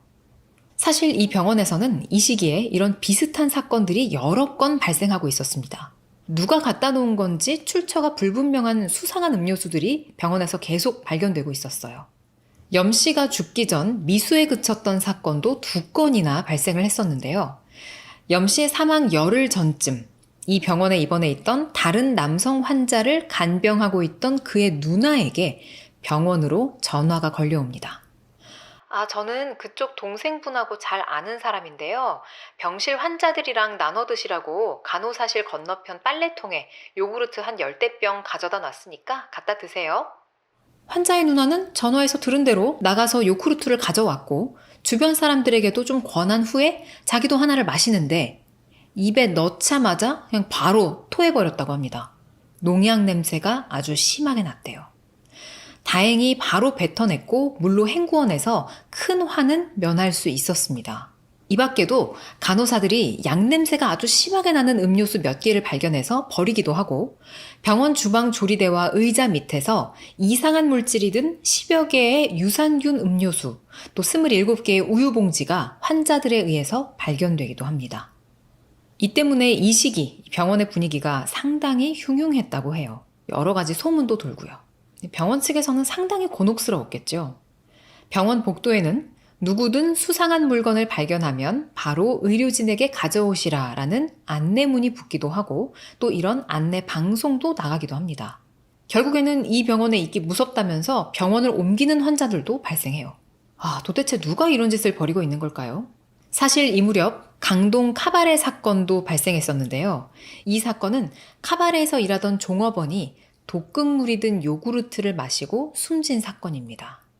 이 강동 카바레 사건의 경우에는 그냥 이거 먹고 아무나 죽어라 하는 불특정 다수를 대상으로 하는 범행이었는데요. 이 병원에서 발생한 이번 사건도 혹시나 비슷한 형태의 사건일까요? 염 씨가 사망한 날 밤에는 병원 4층 남자 화장실에서 이 범인이 쓴 것으로 보이는 쪽지도 발견이 됩니다. 억울하게 희생들을 당하셔서 죄송스럽습니다. 이 병원에 입원한 게 죄입니다. 앞으로 20명을 더 희생시킬 거니까 빨리들 다른 병원으로 옮기시오. 이걸 보고 이 병원에 입원하고 싶은 사람이 어디 있겠어요. 입원하고 있던 사람도 당장 나가고 싶어지겠죠. 이 쪽지까지 발견이 되면서 경찰은 아마도 이 병원에 앙심을 품은 사람이 병원 영업을 방해하려고 이런 범죄를 저지르고 있을 거라고 추정을 하고 이 병원에서 해고된 사람이나 의료사고 피해자 등을 체크해보기 시작합니다. 하지만 이 무렵 사건을 취재하던 기자들 사이에서는 좀 다른 이야기가 나오고 있었습니다. 이번 사건은 불특정 다수를 향한 범죄가 아니라 딱 한 사람을 향한 치밀하게 준비된 계획범죄라는 거였어요. 숨진 염 씨와 같은 입원실을 썼던 환자의 가족들과 그 주변인들을 취재해보니까 입을 모아서 염 씨의 아내가 의심스럽다라고 말하는 것이었습니다. 흉흉한 분위기 속에 환자들 사이에서 부풀려진 말일 수도 있었기에 신중하게 확인을 해봐야 하는 문제였는데요. 경찰은 염 씨의 가족들에 대해서 조사를 시작합니다. 염 씨와 그의 아내는 한 종교단체 신도로부터 서로를 소개받아서 결혼을 하게 됐어요. 염 씨는 어린 시절부터 골수염을 앓아서 이 골반에 불편함이 있어 다리를 절었다고 합니다. 결혼 후에는 상태가 더 안 좋아져서 다니던 공장도 그만두고 그렇게 해서 이 염 씨의 아내 김 씨가 생계를 책임지게 됐다고 하는데요. 그녀는 양품점도 하고 화장품 가게도 하면서 남편과 2 아들을 먹여 살렸다고 해요. 당시에 이웃 상인들은 평소에 염 씨가 지 아내 속옷까지 빨아주고 밥까지 하는 경우도 많았어요 하면서 그가 불쌍하다는 말을 했다는 기록이 있는데요. 사실상 아내가 생계를 책임지고 있었으니까 남편 염 씨가 빨래하고 밥하고 이렇게 집안일을 한 것 같습니다. 또 아내 김 씨가 빚 걱정도 상당히 했었다라는 증언도 있었는데요. 실제로 염 씨의 병실로 빚쟁이들이 찾아온 적도 있고 이 일로 온 병동 사람들이 다 알 정도로 아주 크게 부부싸움을 하기도 했다고 전해졌습니다. 이 아내 김 씨가 신대방동에 화장품 대리점을 차릴 때 친정오빠의 토지를 담보로 썼다고 해요. 근데 그 이후로 이 오빠로부터 담보물 해제를 독촉받았다고 합니다.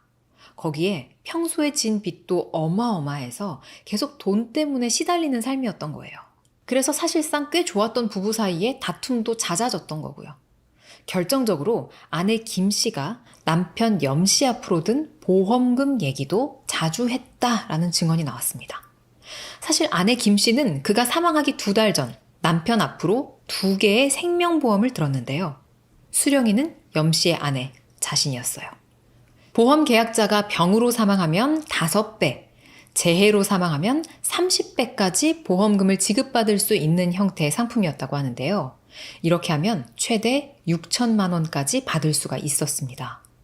아내는 돈이 없어서 쪼들리고 있는 상황에도 1년치 보험료 27만 3,400원을 선납했어요.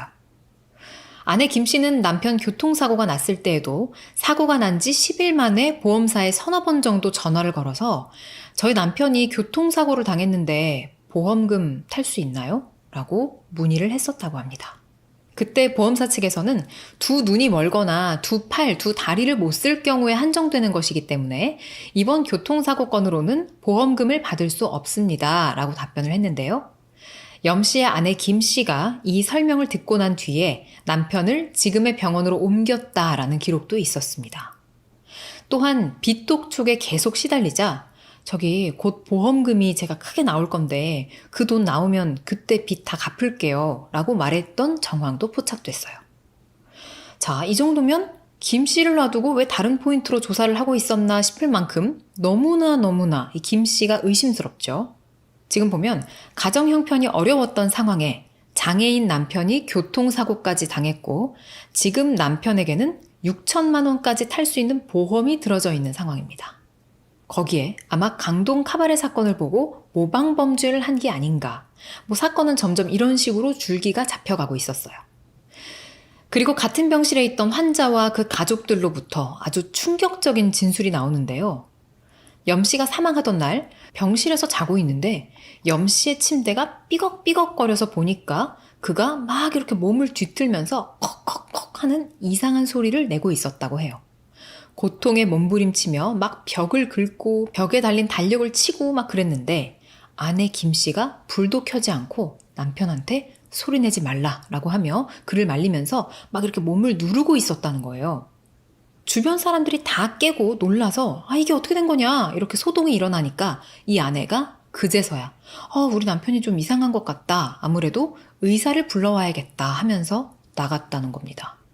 진짜 무서운 건 이 아내 김 씨가 남편이 사망한 후에 주변에 사람들이 다 있을 때는 막 너무 흑흑흑 이렇게 서글프게 울다가 사람들이 없으면 바로 눈물 싹 닦고 정색을 하고 냉랭한 표정으로 있었다는 거예요. 이 사건을 조사하면서 네가 기자냐라는 책을 참고했는데요. 당시 기자로 근무하던 정재용 씨는 염 씨의 아내가 운영하던 화장품 가게를 부지런히 드나들면서 취재하며 경찰의 발표가 나기도 전에 아내가 범인이겠구나 이걸 먼저 알았다고 해요. 그 부분을 좀 자세히 읽어보니까 염 씨의 아내 김 씨의 화장품 가게에 종업원이 하나 있었는데 그녀의 남편이 금은 세공을 집에서 하는 사람이었다고 해요. 근데 그가 세공을 하기 위해서 청산가리를 아주 묽게 희석해 놓았었는데 이 종업원이 그걸 모르고 마셔버렸다가 한 달간 입원을 한 거예요. 그리고 이 얘기를 염 씨의 아내 김 씨한테 해줬는데 청산가리가 냄새도 없고 색깔도 없어서 그냥 물인 줄 알았다니까요? 하는 이 종업원의 말에 김 씨가 굉장한 호기심을 보였었다고 합니다. 자, 여기까지 들으셨다면 뭔가 이상한 게 한 가지 걸리는 게 있죠? 아까 맨 처음에 아들이 이 우유를 준 게 자기도 모르는 젊은 여자였다고. 그 사람은 바로 자기가 염 씨와 교통사고를 낸 남자의 처제라고 했다라고 증언을 했었잖아요. 경찰은 이 독이 든 우유를 건넨 사람을 본 유일한 증인인 그 아들도 다시 조사합니다. 근데 뭔가 이상해요. 아들은 여전히 아주 똑같이 병원 복도에서 만난 20대 여자가 아버지 갖다 드리라면서 우유 5개를 줬어요. 라고 또박또박 이야기합니다. 근데 이게 마치 어떤 대사를 외우듯이 어디서 연습을 해온 듯이 되게 기계적이고 정리가 너무 딱딱돼 있고 몇 번을 물어봐도 계속 똑같이 얘기를 해요. 근데 그래서 더 이상한 거예요. 경찰은 너 앞으로 훌륭한 사람이 될 녀석이 이렇게 거짓말하면 되겠니? 정직한 사람이 돼야 한다 뭐 이런 얘기를 하면서 아이를 구슬렀다고 합니다. 그리고 결국 이 아들은 충격적인 사실을 모두 고백합니다. 사실 자기가 했던 진술은 모두 엄마가 짜준 대로 연습을 했던 것이고 그날 우유를 준 건 바로 엄마였다고. 심지어 이 아들은 아빠에게 우유를 건네줄 때 그게 아빠를 죽게 만들 거라는 걸 알고 있었다고 합니다. 그래서 처음에는 울면서 막 거부를 했다고 해요. 하지만 엄마 김 씨는 이거 아버지랑 상의를 한 일이야. 이렇게 해서 우리 빚도 갚고 잘 살아보라고 하신 거다. 이렇게 아들을 설득했다고 합니다. 그리고 아버지가 자신이 건넨 우유를 마시고 힘겹게 세상을 떠나는 동안 이 아들은 침대 아래에서 오들오들 떨고 있었다고 해요. 염 씨의 아내 김 씨는 경찰 조사에서 자신의 혐의를 완강히 부인했어요. 그러다가 경찰이 아들이 다 털어놨습니다. 모든 사실을 자백하세요. 라고 압박하는데 그래도 김 씨는 부인합니다. 결국 경찰은 그렇다면 아들과 대면시켜주겠다 라고 했더니 그제서야 울음을 터뜨리며 범행 일체를 자백합니다. 그런데 아내는 이게 다 남편의 계획이었다고 진술해요. 자기는 막 말렸었는데 남편이 그거 나 하나 죽으면 이 모든 일이 다 해결이 되고 우리 두 아들도 떳떳하게 키울 수 있지 않느냐. 어차피 나는 병원에서 퇴원을 하더라도 이 다리로 사회에 나가봐야 재구실하기도 힘드니까 그냥 이렇게 하자라고 오히려 자신을 설득했다라고 주장합니다. 그래서 이에 대해 처음에는 남편을 자기도 말렸지만 미래를 가만히 생각해보니까 역시나 우리 남편은 생각이 깊은 분이라고 느꼈다라는 발언을 기자에게 직접 하기도 합니다. 그런데요, 여러분, 우리가 잊으면 안 될 게 또 있죠. 이 여자는 자기 남편에게만 이런 짓을 한 게 아니에요. 독극물이 든 음료수를 병원에 놓고 이걸 마치 강동 카바레 사건처럼 불특정 다수를 해치려고 한 범인이 있는 것 같이 꾸며놨잖아요. 또 미수에 그쳤던 두 번의 사건, 어찌 보면 같은 병원에 입원한 다른 환자들을 대상으로 이 두 번에 걸친 예행 연습을 한 거나 마찬가지입니다.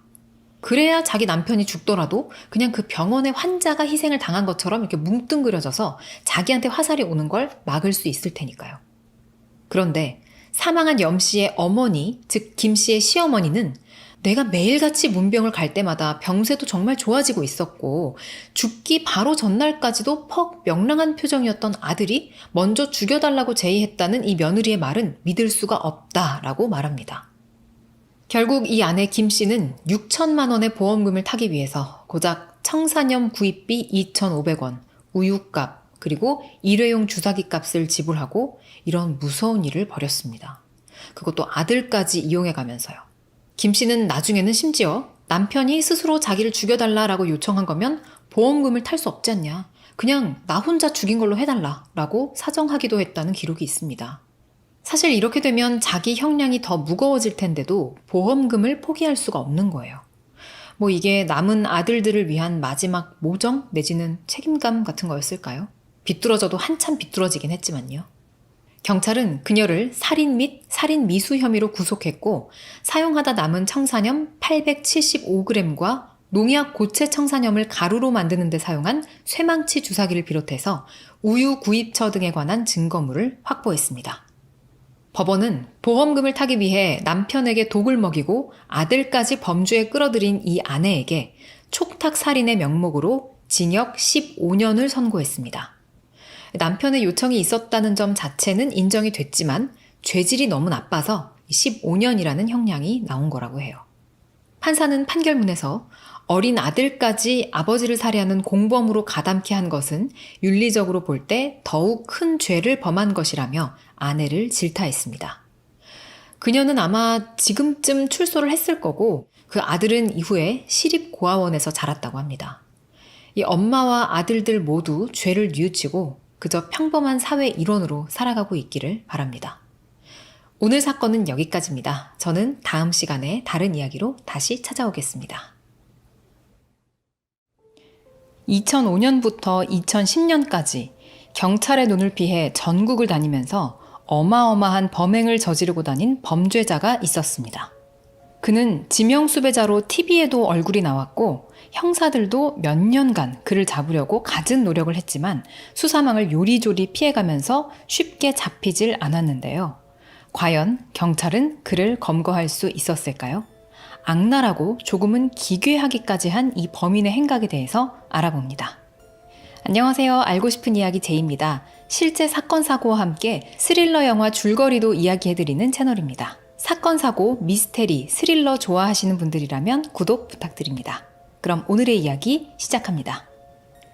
1987년 10월 20일 20대 남성 허모 씨가 서울 남부지원에서 강도 강간죄로 15년형을 선고받고 수감됩니다. 원래대로라면 2002년 말에 나와야 했지만 그는 2001년 4월 20일 가석방되어 사회로 나옵니다. 20대에 범행을 저지르고 30대는 감옥에서 보내고 이제 40대가 된 허 씨. 10년이 넘는 시간을 교도소 안에서 보내면서 과연 그는 좀 달라졌을까요? 전혀 그러지 않았습니다. 이 허 씨는 교도소 안에서 그 긴 세월을 지내는 동안에도 전혀 교화되거나 반성을 하지 않은 채 사회로 다시 나와서 선량한 사람들 틈에 섞여 살다가 출소한 지 2년도 채 되기 전에 다시 범행을 시작합니다. 그리고 형사들과 쫓고 쫓기는 추격전을 몇 년간 질질 끌면서 이어가게 되는데요. 이전보다 더 악랄하게 범행을 저지르고 더 용의주도하게 도주 행각을 이어가고 있습니다. 그러던 어느 날 그가 한 차례 붙잡힐 위기에 처합니다. 2005년 11월 2일 이천의 한 아파트에 살고 있던 여성이 경찰서에 전화를 걸어 부들부들 떨리는 목소리로 방금 강도를 당했다고 신고를 합니다. 경찰이 빠르게 출동합니다. 도착해서 집안을 천천히 둘러보는데 가구는 부서져 있고 짐들은 막 흐트러져 있고 집안이 엉망이었습니다. 참혹한 범행이 일어난 현장이었는데요. 신고자는 굉장히 큰 충격을 받고 괴로워하면서 눈물을 흘리고 있었습니다. 이날 낮에 과연 이 아파트에서는 무슨 일이 있었던 걸까요? 띵동, 오후 1시쯤 아파트 벨이 울립니다. 누구세요? 집안에 있던 여성이 현관문을 향해 묻는데 문 밖에 웬 남자 한 명이 서 있습니다. 예, 저 아래층에 사는 사람인데요. 물이 새는 것 같아가지고 좀 보러 왔습니다. 여러분은 집에 혼자 계실 때 이런 상황이라면 어떻게 하실 것 같으신가요? 보통은 의심 없이 그냥 문을 열어주죠. 피해자도 그렇게 했습니다. 문을 열어주자 남자가 인사를 꾸벅하고 들어와서는 화장실 쪽에서 물이 새는 것 같다며 여성의 집 안쪽으로 걸어가서 화장실을 둘러봅니다. 하지만 이 남자는 화장실만 본 게 아니었어요. 화장실로 가는 동안 집안 상황을 빠르게 스캔합니다. 집에 남편이나 다른 사람이 없는지, 지금 이 여성 혼자만 있는 게 맞는지 확인한 순간 남자는 흉기를 꺼내듭니다. 이 남자는 바로 앞서 강도 강간죄로 10년이 넘는 형을 살고 나온 허 씨였어요. 허 씨는 흉기로 여성을 위협하면서 돈을 내놓지 않으면 해야겠다고 협박합니다. 여성은 떨리는 손으로 집 안에 돈이 어디에 있는지 알려줘요. 단순 강도였다면 돈이 어디에 있는지 알았으니까 그것만 갖고 나갔을 텐데 허 씨는 그러지 않았습니다. 그는 벌벌 떠는 피해자를 성폭행까지 한 뒤에야 그 집을 나옵니다. 아랫집에 사는 아저씨인 줄 알고 아무런 의심 없이 문을 열어줬다가 엄청난 일을 당해버린 피해자. 범죄자가 그녀의 집에 머무르면서 자신을 상대로 잔인한 짓을 벌이는 동안 엄청난 공포에 떨면서도 침착하게 챙긴 것이 하나 있었습니다. 바로 범인 허 씨의 휴대전화였어요. 용의주도한 범죄자처럼 보이지만 허 씨도 이날은 정신이 없었던 걸까요? 범행 중에 실수로 휴대폰을 떨어뜨렸는데 피해자가 순간적으로 그걸 보고 재빠르게 잘 감춰놨던 겁니다. 진짜 대단하죠? 그리고 이것이 실제로 사건을 해결하는 과정에서 결정적인 열쇠 역할을 하게 됩니다. 누군지 신원 파악을 할 수 있으니까요. 아니 그런데 단순 강도도 아니고 성폭행인데 그러면 사실상 더 결정적인 증거가 있을 수도 있지 않나? 라고 생각하실 수도 있는데요. 바로 DNA. 하지만 이때는 용의자가 있을 때만 대조를 해볼 수가 있었어요. 어찌됐든 DNA도 채취를 해놓았기 때문에 이놈을 잡기만 하면 이제 바로 대조해보면 되는 겁니다. 경찰은 바로 휴대폰 통신사에 연락해서 이 휴대전화를 사용한 사람이 누군지 알아보기 시작하는데요. 이때 이 범행을 저지른 사람이 허 씨다라는 게 포착이 된 거예요. 형사들은 그의 전과 기록과 함께 주소지를 확인해 보는데 허 씨의 당시 주소지는 평택으로 되어 있었습니다. 그런데 이날 사건이 발생한 장소는 이천이었죠. 당연한 얘기지만 허 씨는 피해자의 아파트에 살지도 않았고 이천에 살지도 않았습니다. 그렇다면 현재 주소지로 되어 있는 평택에는 그가 살고 있었을까요? 아니요. 거기에도 안 살고 있었습니다. 그냥 서류상의 주소지일 뿐이고 실제 거주는 하지 않고 있었던 거예요. 그렇다면 그는 도대체 어디에 있는 걸까요? 허 씨는 서울은 물론 안산, 송탄, 청주 등 여러 지역을 떠돌아다니면서 비슷한 범죄를 계속 저지르고 있었습니다. 한 번 저지르기도 쉽지 않은 특수 강도 강간을 전국적으로 돌아다니며 연쇄적으로 저지른 건데 그 대상은 주로 낮 시간대 혼자 있는 여성들이었습니다. 허 씨는 CCTV에 찍히지 않기 위해서 범행을 할 때에는 엘리베이터를 타지 않고 계단으로만 다녔다고 해요. 또 범행을 한 후에 다시 도망을 나갈 때에도 계단으로 가야 되니까 빠르게 도주하기 위해서 주로 5, 6층 이하의 층수에서만 범행을 저질렀다고 합니다. 그러니까 이런 것들까지 미리 치밀하게 다 계획을 한 거죠. 그런 다음에는 무작정 랜덤으로 아무 집이나 배를 눌러보고 다니면서 일단은 아랫집 사람인 척, 가스가 샌다, 화장실 물이 샌다 이런 얘기를 하면서 피해자들이 스스로 문을 열게 만들었어요. 그런 다음에 집으로 들어가서 성인 남성이 없는지 한번 쓱 확인을 한 후에 여자가 혼자 있다라는 게 확인이 되면 흉기를 꺼내들고 본색을 드러냈던 거죠. 그런데 정말 끔찍한 건 집에 여성 혼자 있지 않았던 경우도 있었다고 합니다. 어린아이가 함께 있었던 거예요. 아예 어린, 한두 살 갓난 아이였던 경우도 있었지만 뭔가 무서운 일이 일어나고 있구나, 우리 엄마가 많이 아프고 괴로워하고 무서워하고 있구나를 인지할 수 있을 만한 그런 나이대의 아이가 집안에 같이 있을 때에도 성폭행을 저질렀다고 합니다. 진짜 끔찍하고 좀 악랄한 놈이죠. 이런 식으로 집에 침입해서 동태를 살피고 협박을 하고 그 다음 성폭행을 하고 금품을 갈취해서 도망치는 것. 이게 이 허 씨의 범행 패턴이었습니다. 한 달에 2~3차례 저지를 때도 있고 어떤 날은 하루에 2차례 범행을 저지를 때도 있었다고 합니다. 그렇게 신고된 것만 총 28차례에 걸쳐서 1,470만 원의 금품을 빼앗았다고 하는데요. 하지만 성범죄의 경우 신고율이 낮기 때문에 경찰은 사실상 더 많은 피해자가 있었을 거라고 추정합니다. 한 TV 프로그램을 보니까 경찰 측에서는 피해 횟수가 2자릿수를 넘을 가능성도 있다고 보고 있더라고요. 이렇게 많은 범죄를 저지르는 동안 그가 잡히지 않을 수 있었던 이유. 일단 자기 명의로는 일절 금융거래를 하지 않았습니다. 그래서 어떠한 생활 반응도 나타나질 않았던 거죠. 허 씨는 도피 생활을 하는 몇 년 동안 용의주도하게 본인 명의의 카드나 통장 등을 전혀 사용하지 않았다고 합니다. 교도소에서 만난 다른 사람들의 명의를 빌려 썼다고 해요. 그래서 이렇게 자신의 신분을 노출하지 않고 감쪽같이 숨어 다닐 수 있었던 겁니다. 교도소에 있다가 나와서 갱생하기는커녕 교도소 인맥을 활용해서 더 악랄하고 교묘하게 도망다니고 있는 셈이죠. 또 검거 당시에는 휴대폰도 없고 차도 없었다고 합니다. 심지어 인터넷도 하지 않았대요. 그러면서 또 한 군데 오래 머무르지도 않으니까 당최 잡을 길이 없는 겁니다. 또 항상 주변 상황을 예민하게 관찰하다 보니까 조금만 이상하다 싶으면 도망치고 또 도망치고 이렇게 하면서 미꾸라지처럼 요리조리 계속 수사망을 빠져나갔던 겁니다. 허 씨는 평소에 굉장히 경계심이 많았고 몸에 항상 흉기를 2개 정도씩 지니고 다녔다고 해요. 굉장히 열심히 적극적으로 도주 행각을 펼치고 있는데요. 이러니까 아까 그 범죄 현장에서 휴대폰이 발견되고 신원이 밝혀졌는데도 잡기가 어려웠던 겁니다. 허 씨는 2007년 지명수배가 됩니다. KBS 공개수배 사건 25시라는 프로그램에 그의 얼굴이 전국적으로 방송에 나가기도 하는데요. 아니 그러면 금융거래라든지 이런 생활반응이라든지 통신기록 같은 걸로는 잡을 수가 없더라도 어쨌든 바깥을 나오긴 할 거 아니에요. 그때 누군가 알아보기라도 해야 되지 않을까요? 목격자가 이렇게 없을 수가 있을까요?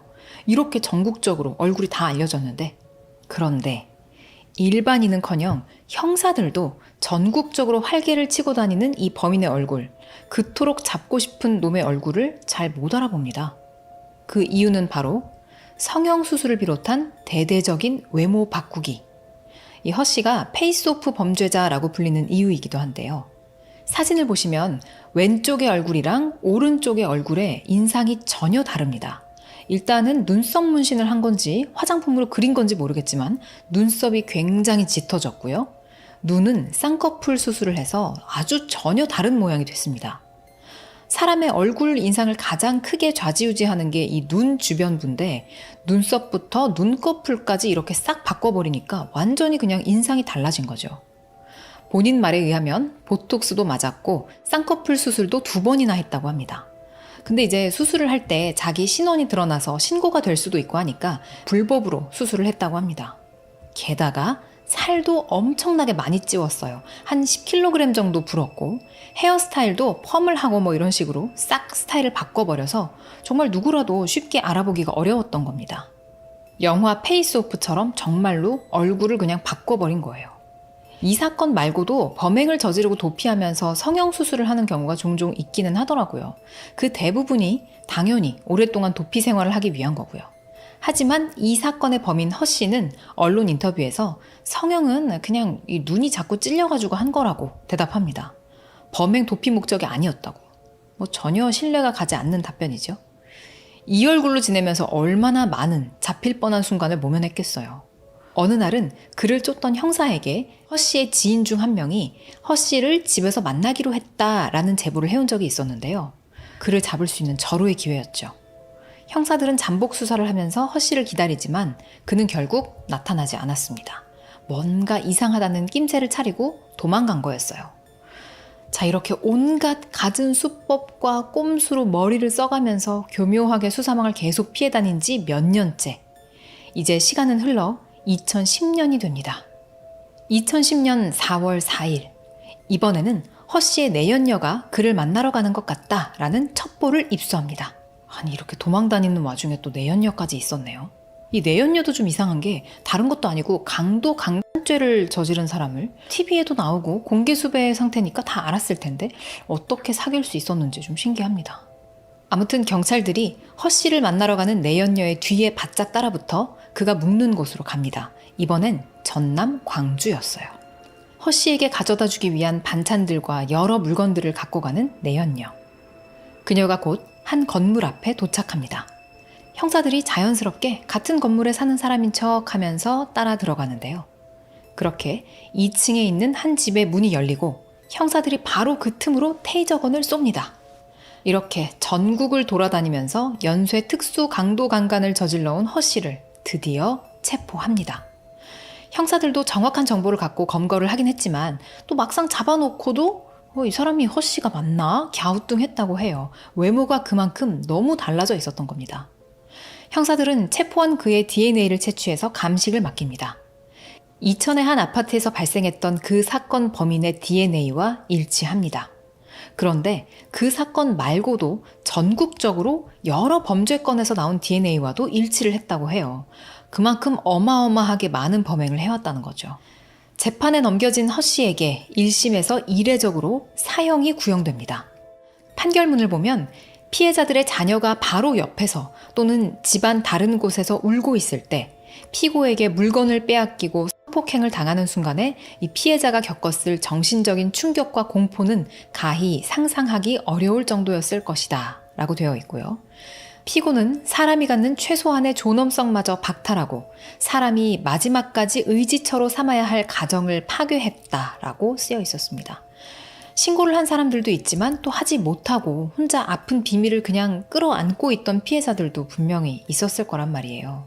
그것까지 생각하면 정말 천벌을 받아야 마땅합니다. 재판부는 이어 피고가 저지른 범행은 우리 사회가 절대로 용납하거나 감당할 수 없는 극도로 잔인하고 비열한 것이다 라면서 출소 후 단기간에 재범에 이른 점, 앞으로도 교화될 가능성이 없어 보이는 점, 사회에 복귀하면 더 잔혹한 범죄를 저지를 소지가 충분한 점을 고려해 사형이라는 극형 선고가 불가피하다라고 선고 이유를 설명했습니다. 오랜만에 진짜로 속 시원한 판결이죠. 하지만 2심에서 감형이 되는데요. 2심 판결문에는 중형에 처하는 것이 마땅하지만 수사 및 재판 과정에서 반성한 내용 등에 비춰 교화와 개선의 가능성이 기대된다라며 무기징역으로 감형이 됐다고 합니다. 이런 인간의 반성의 말을 재판부는 정말 믿는 걸까요?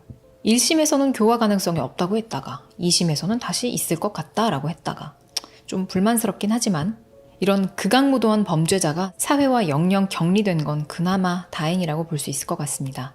억울하게 당한 피해자들이 부디 아픔을 딛고 더 건강하게 지내고 계시길 바랍니다. 오늘 사건 이야기는 여기까지입니다. 저는 다음 시간에 다른 이야기로 또 다시 찾아오겠습니다.